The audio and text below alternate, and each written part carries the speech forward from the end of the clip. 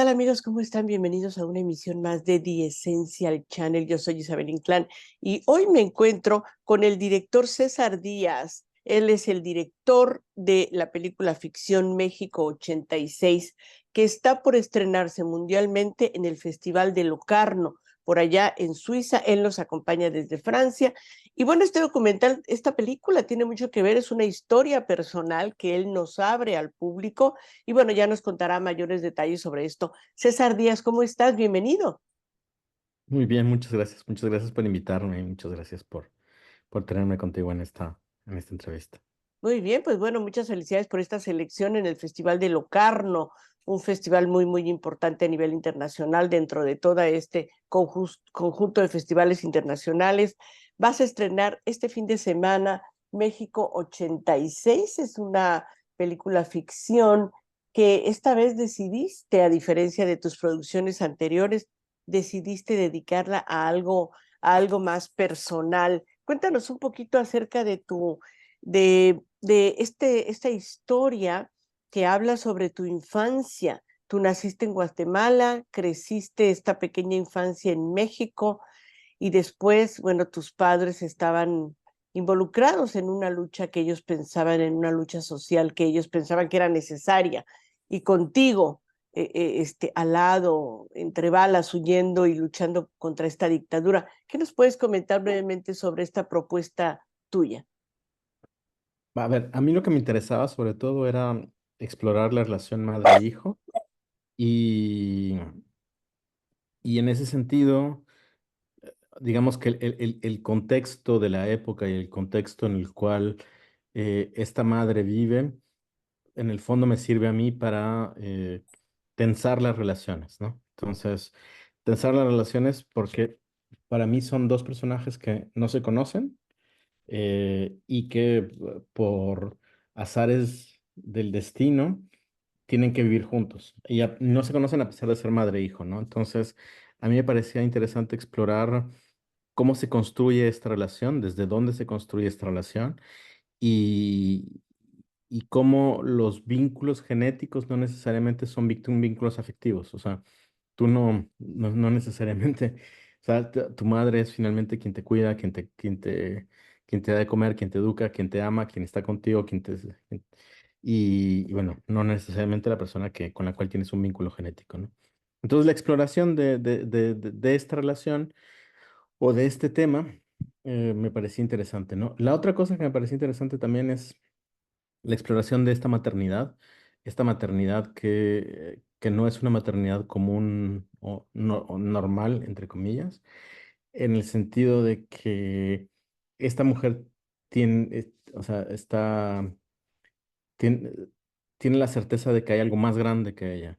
Entonces, y que finalmente por lo que ella está peleando es un mundo distinto para su hijo. Entonces, y creo que en los contextos donde existen dictaduras militares, creo que, creo que la opción es, es mucho más clara, o sea, en el sentido de que o bien tú te levantas y haces algo y te involucras, y porque el precio del silencio es aún peor, ¿no? Entonces creo que era un contexto bien interesante también porque era un momento en el cual existían caminos o existían propuestas sobre la mesa, propuestas históricas que te permitían a ti decir, bueno, si yo me involucro con esta organización y con este movimiento, voy a realmente transformar la sociedad.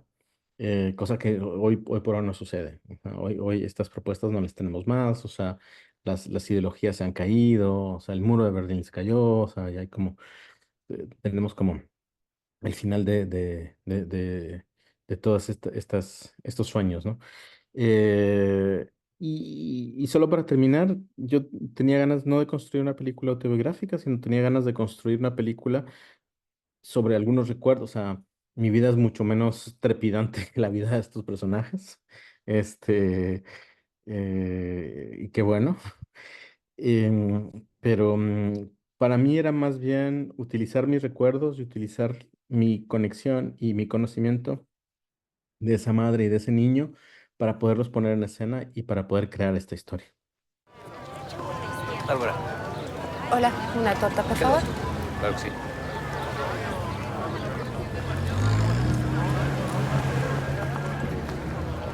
Gracias.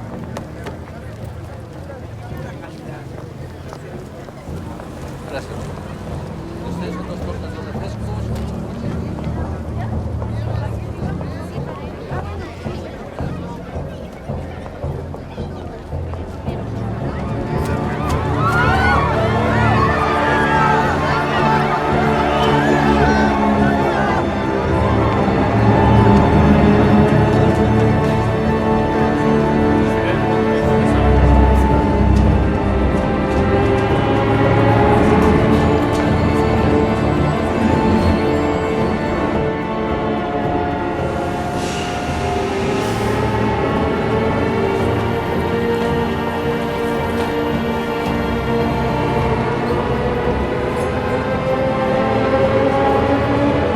Y bueno, en esta película, México 86, que bueno, vamos a ponerlo en contexto, México fue la sede justamente de un mundial de fútbol, soccer, y en ese momento todo México, yo soy de la Ciudad de México, y todo México estaba pensando en los partidos de fútbol, los estadios estaban llenos y era una euforia.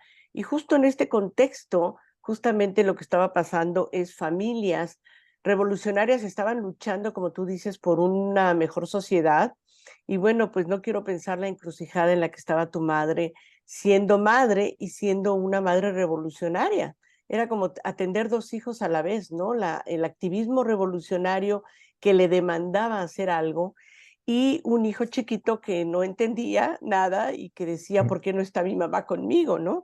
Mi Mm. pregunta para ti, César, ¿cómo fuiste tú armando este rompecabezas? Es decir, supongo de chico no entendías muchas cosas, poco a poco lo fuiste asimilando, quizá hubo enojo en algún momento de la adolescencia por no entender el no estar con tu padre, con tu madre, pero después lo fuiste asimilando.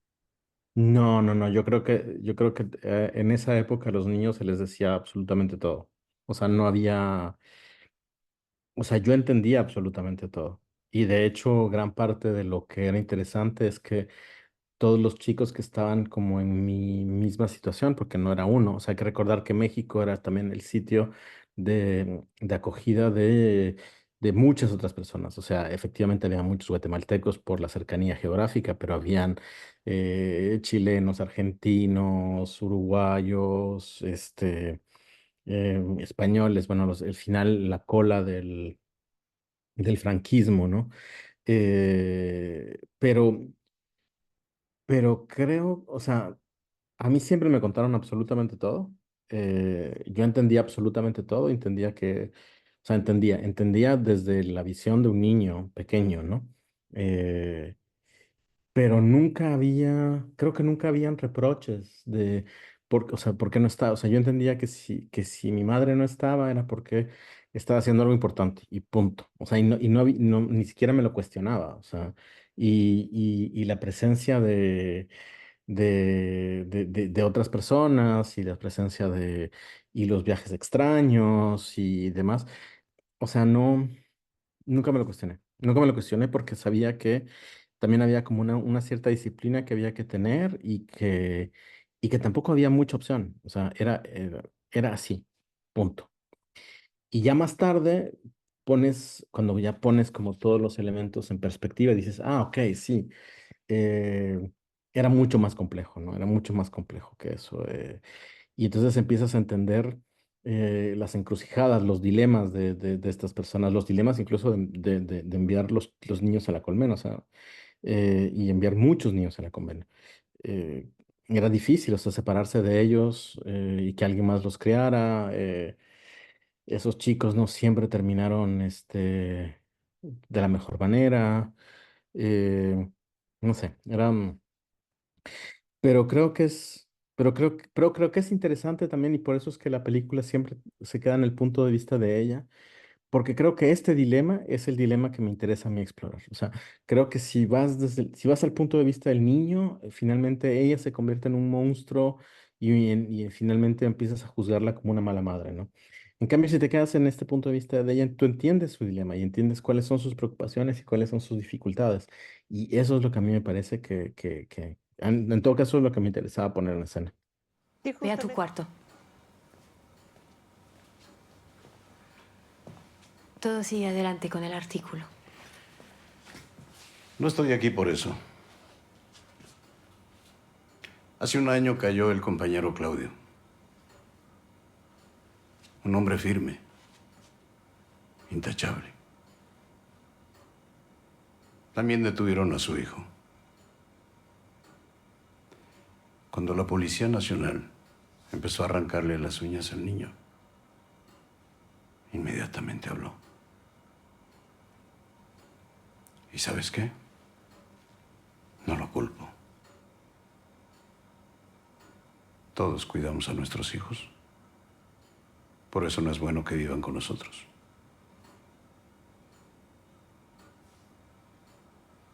A mí no me pasará eso. ¿Cómo puedes estar tan segura? Porque estoy dispuesta a todo por mi hijo. No nos detendrán vivos. No digas cosas que no vas a poder cumplir. Poner en escena. Sí, justamente, y quiero traer aquí a colación, yo ya tengo la oportunidad de haber visto ya tu película México 86 y hay una partecita en donde justamente dialogan este niño, o sea, tú y ella, en donde el niño le dice, déjame ir, déjame ser feliz, seguro que seré feliz en Cuba, porque sería esta alternativa de que ella Ujú. dejara que tú te fueras a Cuba, ¿no? Y ella también al despedirse te responde, tengo que terminar lo que empecé aquí. Me parece realmente que es con lo que tú estás diciendo, pues un diálogo madre e hija muy conmovedor, porque él está demandando algo, digamos, no está para quedarse en esta circunstancia porque es un niño, y ella, como tú dices, pues cree tener un gran deber de seguir en esta lucha revolucionaria de los 80 por conseguir una sociedad mejor. ¿Qué te parece este diálogo? ¿Cómo viviste esta despedida, esta separación?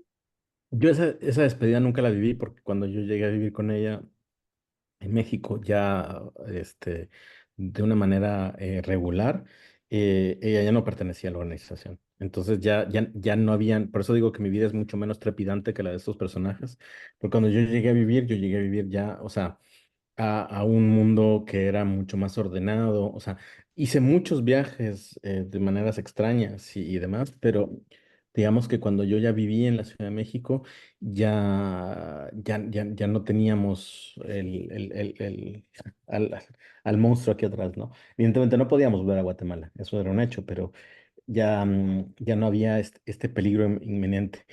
Pero digamos que esos diálogos vienen desde la exploración y desde el conocimiento y las entrevistas de muchos de esos compañeros. Y no solo, Ujú. no solo mi madre, sino muchos de sus compañeros, compañeras, sobre todo mujeres, porque hay también un aspecto interesante. O sea, los hombres se iban a hacer la revolución y no se preocuparon, nunca se hicieron la pregunta de dónde iban a estar sus hijos, jamás.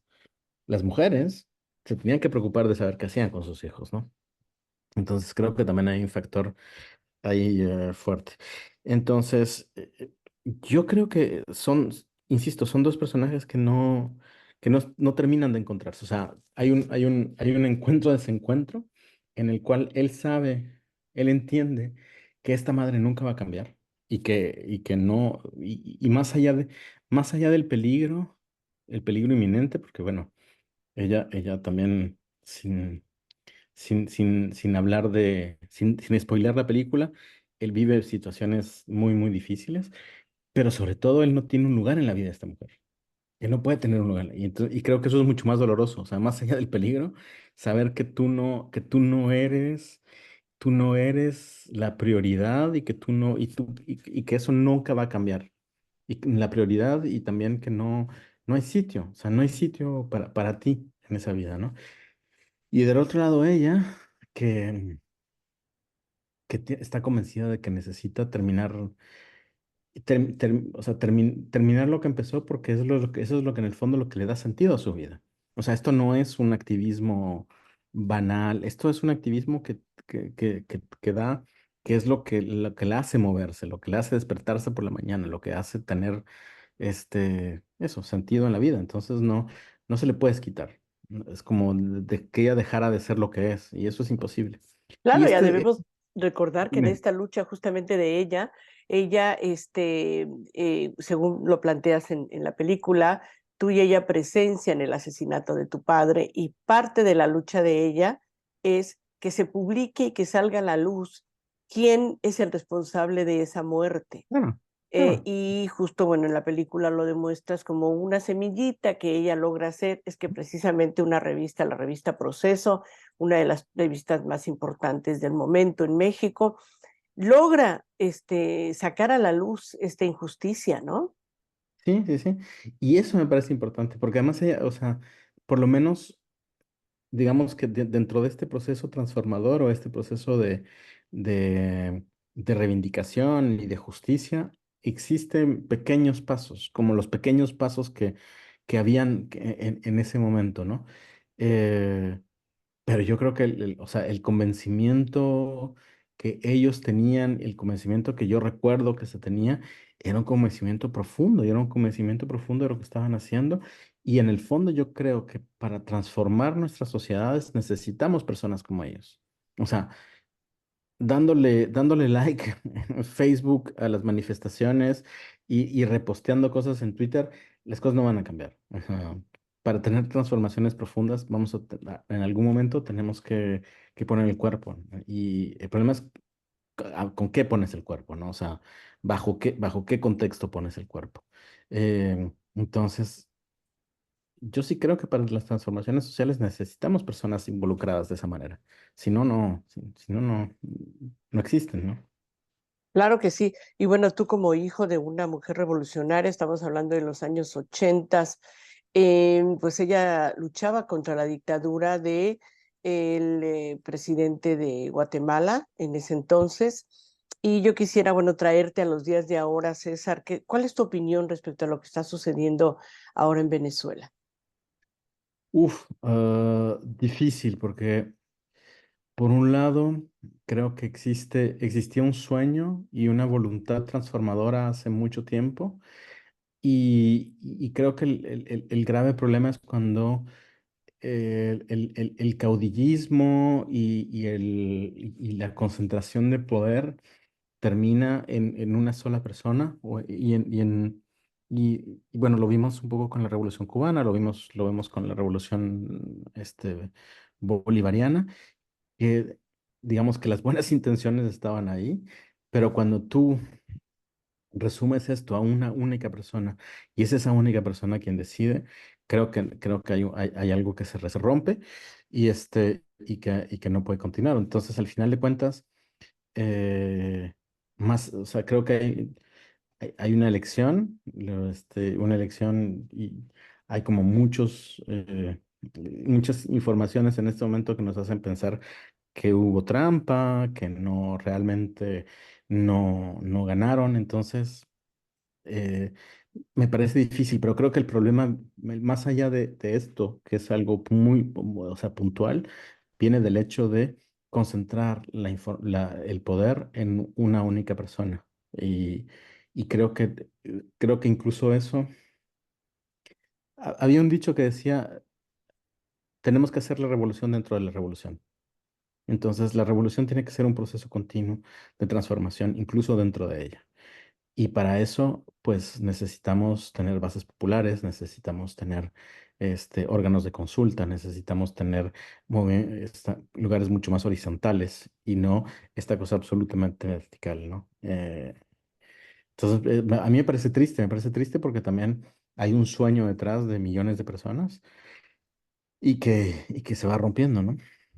Claro que sí, muy bien. César Díaz, él es el director de la película ficción México 86, que narra parte de su historia personal y que se va a proyectar su estreno mundial en el Festival de Locarno, en Suiza, el próximo sábado 10 de agosto, domingo 11 de agosto. Y bueno, también esta película se va a proyectar en Estonia, en Grecia, en México. Y pues la mejor de las suertes para la proyección de esta película, César. Muchas gracias, muchísimas gracias. Muy bien, y bueno, debo recordarles que, bueno, César Díaz como director, él ha hecho ya otros cortos documentales como Semillas, que fue proyectado en varios festivales, Territorio Libertad, que ganó el premio IMCINE en México, Nuestras Madres, que ganó la Cámara de Oro en 2019. ¿Cómo te sientes de estar en este festival? Nunca he ido y entonces es como emocionante. Emocionante sobre todo porque vamos a la Piazza Grande, entonces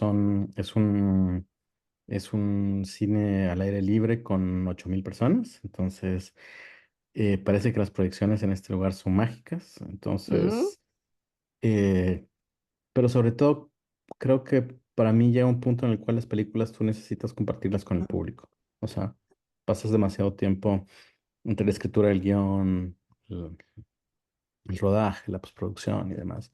Entonces creo que en algún momento las películas ya no te pertenecen y creo que y la película maduró y en este momento está lista para que la gente pueda verla y compartirlo con ellos. Y eso es lo que más me importa.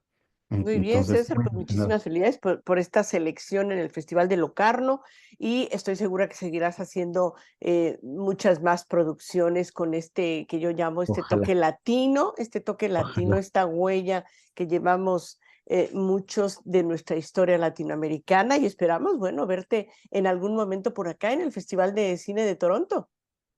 Ojalá, ojalá, me encantaría, me encantaría. Ojalá que sí, muy bien, la mejor de las suertes y a ustedes muchísimas gracias por el favor de su atención. Nos vemos en una próxima emisión de The Essential Channel.